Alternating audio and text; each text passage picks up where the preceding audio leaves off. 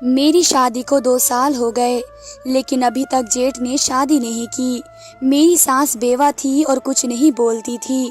जब जेठ घर आता तो सास की हालत खराब हो जाती। एक दिन पति घर पर नहीं थे। रात को अचानक उठी तो सास के कमरे की तरफ चली गई और जो मंजर मैंने देखा, मेरे तो जैसे जान निकल गई, क्योंकि जेठ मेरी सास के साथ। मेरा नाम पायल है। मेरी शादी जिस घर में हुई, इस घर में मेरी सास और जेठ के अलावा कोई भी नहीं था। मुझे लगा मेरी जिठानी भी होगी, लेकिन पता चला कि मेरे जेठ ने अभी तक शादी नहीं की। ये बड़ी अजीब बात थी कि बड़े भाई की शादी नहीं हुई और छोटे भाई की शादी करवा दी। मैं यहाँ पर सब कुछ ठीक कर रही थी, लेकिन मेरे जेठ को देखकर मैं हैरान रह गई। शादी में वे भी शामिल नहीं हुए। अजीब तरह का इंसान था। गर्मियों में भी उसने इतने गर्म कपड़े पहने होते। अपने जिस्म का एक एक हिस्सा छुपा कर रखा था। उसको देखकर मुझे गर्मी लग रही थी।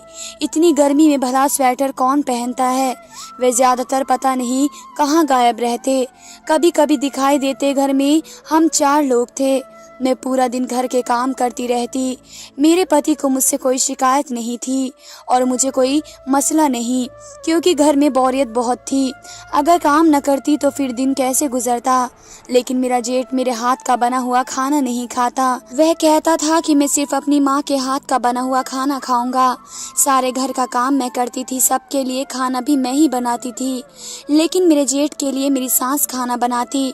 उनकी तबीयत खराब रहती थी, उनसे उठा नहीं जाता था। ऐसे में उनको खाना बनाना पड़ता था। मैंने उनको कहा कि फिर मेरा क्या फ़ायदा, जो मैं सबके लिए काम कर रही हूँ। आपको तो फिर भी खाना बनाना ही पड़ता है। इस बात पर वे खामोश हो जाती और कहती थी कि कोई बात नहीं, बच्चा है ना, इसलिए जिद करता है। बच्चा है इससे क्या मतलब है, कोई बच्चा तो नहीं है छोटा। वे इतना भी क्या लाडला। बड़ा बेटा था और मेरे पति से 1 या 2 नहीं बल्कि 5 साल बड़ा था, और मेरे पति की उम्र भी कोई कम नहीं थी। मेरे पति 25 साल के थे और फिर उनके नखरे भी बहुत ज़्यादा होते थे। मेरी सास से तो कोई सीधा साधा खाने बनाने को नहीं कहते थे, बल्कि उनको बहुत मुश्किल खाना बनाने को कहते, जिन पर वे ज़्यादा वक्त लगाती थी।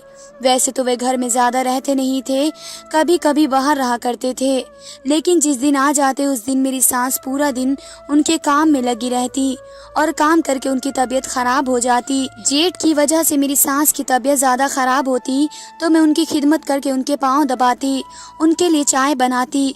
मुझसे तो बात करके भी राज़ी नहीं थी। एक घर में हम रहते थे, लेकिन आपस में कोई बातचीत नहीं होती। मैंने अपने पति से कहा कि तुम्हारा बड़ा भाई अभी तक शादी क्यों नहीं कर रहा। मेरी एक कज़िन भी है, अगर कहो तो उसके साथ उनकी शादी करवा देते हैं।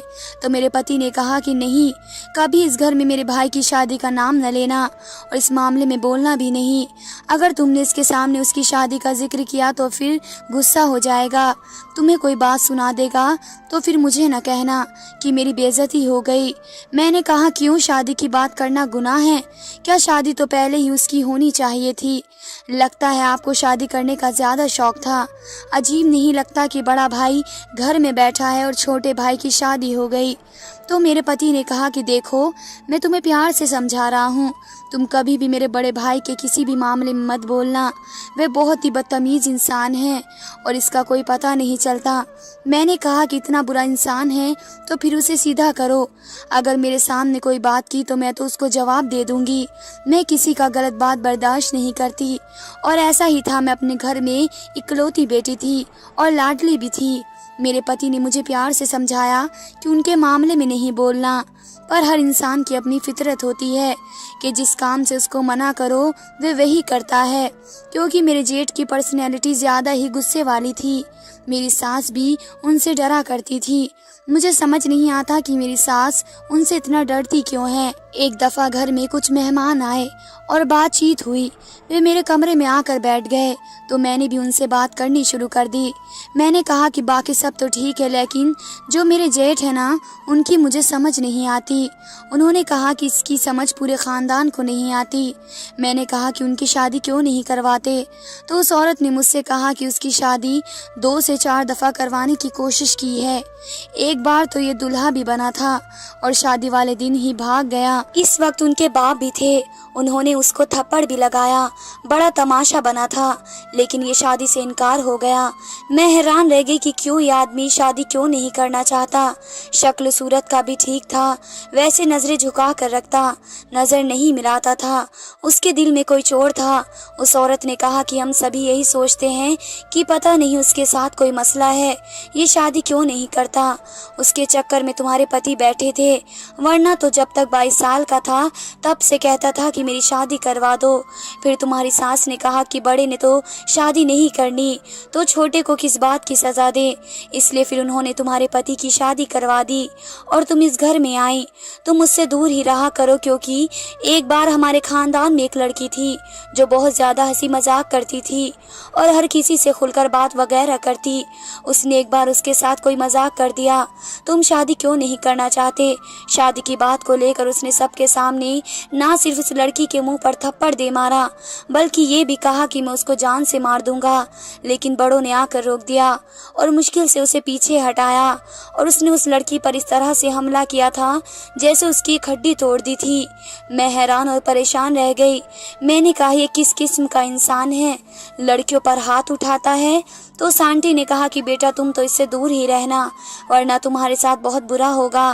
तुम्हारे पति की शक्ल सूरत भी अच्छी है और नौकरी भी अच्छी है, लेकिन फिर भी खानदान से किसी ने इसका रिश्ता इसलिए नहीं किया क्योंकि इस घर में लड़की आती तो फिर हमें डर ही पड़ा रहता कि कभी भी इसके साथ कुछ भी हो सकता था। मैंने कहा कि मुझे तो ये बात किसी ने नहीं बताई। उस औरत ने कहा कि तुम भी ये बातें किसी को ना बताना, नहीं तो मेरा नाम आ जाएगा। तुम अपने जेठ से बच कर रहना, ये बड़ा ही खतरनाक इंसान है। एक दिन मैं कपड़े धो रही थी, जब मैंने अपने जेठ के कपड़े देखे तो वे कपड़ों के नीचे इतनी सारी गर्म चीजें क्यों पहना करते थे। वे खुद तो बहुत ही पतले थे, लेकिन कपड़े इतने सारे पहनते कि मोटे लगा करते। मुझे सब ने कहा कि तुमने इस मामले में नहीं बोलना, लेकिन फिर भी मेरे दिल में शक ने घर कर लिया और मुझे पता करना था इसका राज क्या है। कोई ना कोई चक्कर तो जरूर था। ये शादी नहीं करना चाहता था और क्यों ये किसी पर भरोसा नहीं करता था। एक दिन मैंने अपनी सास को कहा कि मैं अपने मायके जा रही हूँ और मेरे पति को वैसे ही सुबह जाते हैं तो शाम को आते हैं। मेरी सास ने कहा कि ठीक है, जब मैं अपने बड़े बेटे के लिए खाना बनाऊंगी तो मैं भी वही खाना खा लूंगी, तुम आराम से आना, कोई मसला नहीं है। जब से शादी हुई तो वैसे भी बहुत कम अपने घर जाती हूँ। मैंने कहा ठीक है, मैं चली जाऊंगी। अपने घर गई तो वहाँ पर ताला पड़ा हुआ था। जब मैंने फोन किया तो मेरे माँ बाप ने बताया कि एक मौत हो गई थी और वे लोग गांव गए हुए हैं। अब मैं वहां पर क्या करती, मुझे तो वापस ही जाना पड़ा। मैं इतनी मुश्किल से सारे काम खत्म करके आई थी और ये लोग घर पर नहीं थे, लेकिन क्या कर सकते थे, कोई मौत हो गई थी तो जाना तो पड़ता ही। इसलिए मैंने वापसी पर अपने घर का रास्ता ले लिया। जब मैं वापस घर आई तो मुझे दरवाज़ा खटखटाने की क्या ज़रूरत थी। मेरा अपना घर था और दरवाज़ा खुला हुआ था। मैं घर में दाखिल हुई तो सामने कोई भी नहीं था, लेकिन अजीब किस्म की आवाज़ें आ रही थी। मेरी सास बुरी तरह रो रही थी और कुछ अजीबोगरीब किस्म की बातें कर रही थी कि मैं क्या करूं, इसमें मेरा क्या कसूर है। जो तुम कहते हो मैं करती हूँ, तुम्हारी हर बात मानती हूँ, वरना कौन अपनी माँ से ये सब कुछ करवाता है। तुम्हें तो बिल्कुल शर्म नहीं आती। सारे खानदान में तुमने मुझे जलील करके रख दिया। मैं बेवा हूँ, वे लोग क्या सोचेंगे मेरे बारे में। मेरी सास तो बोल रही थी, लेकिन दूसरा कोई शख्स नहीं बोल रहा था। शायद वे फोन पर बात कर रही थी, लेकिन फिर मैंने महसूस किया कि उनके कमरे में कोई था जरूर। खिड़की से मुझे दो परछाई नजर आई और ये कौन हो सकता था, मेरा जेठ ही हो सकता था। मेरी सास की तबीयत बोलते बोलते ही खराब होने लगी, ऐसा मुझे महसूस हो रहा था, क्योंकि वे बहुत बुरी तरह रो रही थी। शायद उनका ब्लड प्रेशर हाई हो चुका था। मुझे अंदर चले जाने चाहिए था, लेकिन मुझे अपनी जेठ से डर भी लगता था और मैं इस मामले में बोलना नहीं चाहती थी। उनके ख्याल में तो ऐसा ही था कि मैं घर पर मौजूद ही नहीं हूँ। तभी तो वे इतनी ऊंची आवाज़ में एक दूसरे के साथ लड़ाई कर रहे थे और जेठ ने कहा कि तुम्हारा कसूर नहीं है, तो फिर मेरा भी तो कोई कसूर नहीं है, मैं क्या करूँ। मैंने कहा था कि छोटे की शादी ना करो। औरत घर में आ गई है, अजीब नज़रों से मुझे देखती है, हर बात पर सवाल करती है, इधर उधर उसकी नज़रें होती हैं। हमारे पास तो बहुत पैसे हैं, तुम उन दोनों को यहाँ से निकाल दो। तो मेरी सास ने कहा कि वे पैसे मेरा छोटा बेटा कमाता है, तुम नहीं कमाते हो, क्यों निकाल दूँ मैं उनको इस घर से। और इसकी बीवी भी तो हमारे साथ बहुत अच्छी है, कभी कोई बदतमीज़ी नहीं की इसने, सारे घर के काम करती है, वह पैसे कमाता है, तुम नहीं। मैं हैरान रह गई कि मेरा मेरा जेठ मुझे और मेरे पति को इस घर से निकालना क्यों चाहता है, जबकि हम लोग तो फिर भी इतना कुछ करते हैं उन लोगों के लिए। मेरी तरफ से कोई गफलत नहीं थी, क्योंकि मेरे पास पूरा घर था।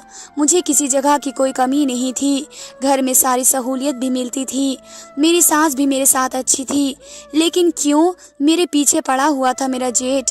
मेरी सास ने कहा कि मैं अपने छोटे बेटे को नहीं निकालूंगी। अगर तुम मेरे बेटे हो तो वो भी मेरा बेटा है और मैं इससे भी बहुत प्यार करती हूँ। कल इसके यहाँ औलाद होगी, मैं अपने पोते पोतियों को ना देखूं। तुम तो शादी करना नहीं चाहते हो। इस बात पर मेरे जेठ ने शायद कोई चीज़ उठा कर तोड़ दी और मेरी सांस पूरी तरह रोने लगी। अब तो मुझे अंदर चले जाना चाहिए था, लेकिन मैं फिर भी डर रही थी। हाँ हाँ, तुम्हें तो इसी से मोहब्बत है ना। मैं तो तुम्हारे लिए कुछ भी नहीं हूँ। मुझे तो पैदा होते ही तुम्हें मार देना चाहिए था, लेकिन तुमने ऐसा नहीं किया और मुझे बर्दाश्त करना होगा। मेरा जेठ कमरे से निकला तो मेरे उसके आगे सामना हो गया, लेकिन उसने कोई बात नहीं की। फिर मुझे ऐसी नज़रों से देखा कि जैसे मुझे खा जाएगा। मैं फ़ौरन कमरे में गई तो मेरी सास मुझे देखकर हैरान रह गई कि तुम यहाँ क्या कर रही हो। मैंने कहा कि मेरे घर वाले तो घर नहीं थे, मैं वापस आ गई। आप ठीक तो है ना? और किस बात पर लड़ाई हो रही थी? मेरी सास अजीब सी घबराहट से कहने लगी, नहीं, वे खाने में नमक तेज हो गया था तो इस बात पर नाराज़ हो गया। तुम कब से आई हुई हो? मैं अभी दाखिल हुई थी। मैंने भी झूठ बोल दिया। ये कह ले कि मैंने अपनी सास का भरम रख लिया। शायद वह भी भरम रख रही थी, लेकिन ये देखकर मुझे बहुत हैरानी हुई कि वह अपनी माँ के साथ किस तरह बदतमीजी करके गया था। मेरी सास की तबीयत खराब हो गई, उनका ब्लड प्रेशर हाई हो गया। डॉक्टर के पास मेरा पति ही लेकर गया। मेरे पति ने मुझसे पूछा कि क्या हुआ था घर में, तुम्हारे साथ कोई लड़ाई हुई? फिर मैंने अपने पति को सब कुछ बता दिया तो उसने अपना सर पकड़ लिया। मैंने कहा कि क्या बात है, वे हमें क्यों घर से निकालना चाहते हैं? हमारा क्या कसूर है, जबकि मैंने तो उनके साथ कोई बदतमीजी नहीं की। तो मेरे पति ने कहा कि तुम फिक्र नहीं करो, इस घर से हमें कोई नहीं निकालेगा और तुम उन सारे मामलों में ना बोलो, मैं सब कुछ संभाल लूँगा। मुझे इस बात से चिढ़ होने लगी कि कोई यहाँ पर सीधी बात बताना ही नहीं चाहता। सबके सब अपने अपने राज में थे। मेरा पति भी कोई सीधी बात नहीं बताता। मेरी सास भी घबराई हुई सी होती। रोज़ उनकी तबीयत ख़राब हो जाती और मेरे जेठ ने तो मेरी सास को अपनी माँ से हटाकर जैसे अपनी नौकरानी ही बना लिया। सारे काम उनसे नौकर वाले ही करवाते। मेरी सास की तबीयत ख़राब थी और शाम को मैं उनको पूछने के लिए उनके कमरे में गई तो मेरे जेठ ने मुझे कहा कि आपकी ज़रूरत नहीं है, मैं खुद उनका ख्याल रख लूँगा, आप यहाँ से चली जाएं। मैं अपनी सास के लिए सूप बना कर ले गई थी और मेरी सास भी कह रही थी कि मैंने सूप पीना है, लेकिन मेरे जेठ ने मुझे कहा कि उसकी ज़रूरत नहीं है, आप यहाँ से चली जाएं। मेरी माँ को ज़रूरत होगी तो मैं खुद उनके लिए बना लूँगा। मुझे थोड़ा गुस्सा आ गया। मैंने कहा कि तुम्हारी वजह से तुम्हारी माँ की तबीयत ख़राब हो गई है और अब तुम ये कह रहे हो कि मैं खुद ही ठीक कर लूँगा। मुझे डर लगता था, लेकिन आज मुझे गुस्सा आ गया क्योंकि मेरा पति घर पर ही था और मुझे पता था कि अगर कुछ होता है तो मेरा पति मुझे बचा लेगा। मेरे जेठ ने मुझे ऐसे देखा जैसे मुझे खा जाएगा। सास ने कहा कि चली जाओ यहाँ से, कोई बात नहीं, मैंने सूप नहीं पीना है, तुमने बनाया है, तुम्हारा बहुत शुक्रिया। मेरी सास की आंखों में बहुत ज़्यादा डर था।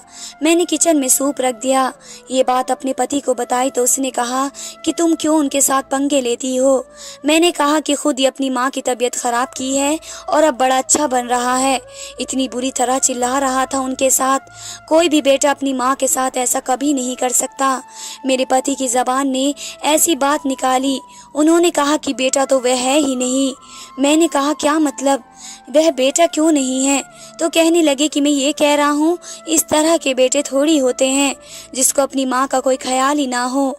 दिन इसी तरह गुजरने लगे और मैं अपनी जेठ की हरकतों के बारे में सोच सोच कर परेशान रहने लगी। एक दिन मेरे पति ने कहा कि मुझे शहर से बाहर जाना है। मैंने कहा कि नहीं, मुझे बहुत डर लगता है। उसने कहा कि कोई बात नहीं, तुम कमरे में जाकर अंदर से कुंडी लगा लेना, सारा दिन तो माँ साथ होंगी, रात को तुम कुंडी लगा कर सो जाना और मैं सुबह जल्दी वापस आ जाऊंगा। मैंने कहा ठीक है। मेरा पति रात भर नहीं आ रहा था। मैंने खाना अकेले ही खाया और जब मैं बर्तन रखने गई तो ये सुनकर हैरान रह गई कि मेरी सास के कमरे से अजीब व गरीब किस्म की आवाज़ें आ रही थी। मैंने जाकर देखा तो मेरा जेठ कमरे में नहीं था, उसके कमरे का दरवाज़ा खुला हुआ था। इसका मतलब कि वे भी उनके कमरे में ही थे, लेकिन वहाँ पर क्या कर रहे थे। मैं कमरे की तरफ चली गई और आवाज़ सुनने लगी तो फिर से मेरी सास से लड़ाई कर रहा था, लेकिन इस बार किसी लड़की की आवाज़ आ रही थी। लेकिन ये लड़की कौन थी? हमारे घर में तो ऐसी कोई भी लड़की नहीं थी। और इस वक्त कौन मेहमान हमारे घर आया था? और अगर मेहमान था तो फिर वह झगड़ा क्यों कर रहा था?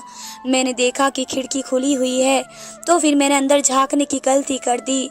जब खिड़की से अंदर झांका तो हैरान रह गई ये देखकर कि मेरा जेठ तो मेरी सास के साथ बुरी तरह लड़ रहा था, लेकिन वह लड़कियों के कपड़े पहन कर खड़ा हुआ था और उसने मेकअप भी कर रखा था। मैं डर गई, मेरा हाथ लगने से कोई चीज़ गिर गई और वे दोनों मेरी तरफ देखने लगे। एक तरफ मेरा जेठ मुझे जान से मार डालता क्योंकि वे मेरी तरफ बढ़ा, लेकिन मेरी सास सामने आ गई और हाथ जोड़कर कहने लगी छोड़ दो इसको, ये भी किसी की बेटी है। मेरी सास ने उसको वास्ता दिया। वे एक सांस में बार बार बोल रही थी और मेरा जेठ वहाँ से चला गया। मैं हैरान थी और रोने लगी। मेरी सास ने मुझे तसल्ली दी और फिर सारी बात बताई। उन्होंने कहा कि दरअसल जब ये पैदा हुआ था हमें तभी पता चला कि ये लड़का नहीं है और ये लड़की भी नहीं है। सब ने कहा कि इस बच्चे को जान से मार दो, नहीं तो तुम्हारी ज़िंदगी बर्बाद हो जाएगी। लेकिन मैं ऐसा नहीं कर सकती थी, इसलिए उसको पाला। लेकिन इसकी हरकतें ख़राब थी। रात होते ही ये लड़कियों के कपड़े पहन लेता और इसी तरह से फिरता है। पर जब से तुम इस घर में आई हो वह ऐसा नहीं कर पा रहा है, इसलिए आजकल बहुत गुस्सा करता है और बार बार मेरे साथ झगड़ा करता है। अपनी ख्वाहिश पूरी ना होने की वजह से ये बहुत ज़्यादा ज़िद्दी हो चुका है। सबने कहा कि इसकी शादी कर दो, ये ठीक हो जाएगा। हमने बहुत बार कोशिश की शादी करवाने की, लेकिन उसने शादी से इनकार कर दिया। यही उसकी हकीकत है। मैं क्या करूं? मैं तो एक माँ हूँ, मैं कुछ नहीं कर सकती। ये बहुत ज़्यादा ज़िद्दी भी है। इसको लड़कियों वाले कपड़े और लड़कियों वाली चीज़ें बहुत पसंद है, लेकिन ये अपने नाम से नहीं ले सकता, इससे मेरे नाम से लेता है, जबकि मैं एक विधवा हूँ। अगर किसी ने मेरे साथ ये सारी चीज़ें देख ली तो वे क्या सोचेंगे कि मैं इस उम्र में इस तरह के कपड़े पहनती हूँ। इसी बात पर मेरी लड़ाई हो रही थी जब तुमने हमारी बातें सुन ली। माँ होना बहुत मुश्किल होता है और ऐसे बच्चे की माँ होना तो और भी मुश्किल, जिसने इतनी बड़ी कमी हो और उसने इस कमी को अपने सर पर सवार कर रखा है। सब ने कहा कि इसकी जान ले लो, नहीं तो तुम्हारी ज़िंदगी बर्बाद हो जाएगी। मैं इसकी जान नहीं ले पाई, लेकिन वाकई मेरी ज़िंदगी बर्बाद हो गई। ये किसी और के हाथ का बना हुआ खाना भी नहीं खाता और अपने जिस्म को छुपाने के लिए नीचे बहुत ज़्यादा कपड़े पहनता है ताकि ये मर्दों की तरह लगे, लेकिन दरअसल ये तो आधा ही मर्द है और रूह तो उसके अंदर वैसे भी लड़की की है। मैं हैरान रह गई और सारी रात सास के साथ गुजारी क्योंकि मैं डर गई थी। सुबह पति आया तो उसको भी ये सब कुछ पता चल गया। पति को पहले से ही पता था, लेकिन उसने मुझे ये बात नहीं बताई। मेरी सास ने कहा कि वे तेरी बीवी से नफरत करता है, तुम दोनों छत के ऊपर पोर्शन बना लो, वहाँ पर रहो, मुझे कोई मसला नहीं है। मेरे पति ने कहा कि ठीक है, इस तरह मैं आपके साथ भी रह पाऊंगा और मेरी बीवी भी महफूज रहेगी और उसके बाद से हम लोग वहीं पर रहते हैं। मैं नीचे जाती हूँ, घर के काम करती हूँ, फिर वापस ऊपर जा जाती हूँ। मेरी सास अच्छी हैं, लेकिन उन्होंने अपनी ज़िंदगी बर्बाद कर ली क्योंकि उनको अपनी ज़िंदगी एक नामुकम्मल बेटे के साथ गुजारनी है। इसके नाज नखरे भी उठाने हैं क्योंकि वे शादी भी नहीं करेगा, क्योंकि इससे तो कोई शादी भी नहीं करेगा। इसके लिए खाना कौन बनाएगा? पता नहीं मेरी सास को माँ होने की इतनी बड़ी सज़ा क्यों मिली। खैर, पति कहता है कि अपने काम से काम रखो क्योंकि हम उसकी मदद करने के लिए कुछ भी नहीं कर सकते सिवाय दुआओं के। धन्यवाद दोस्तों।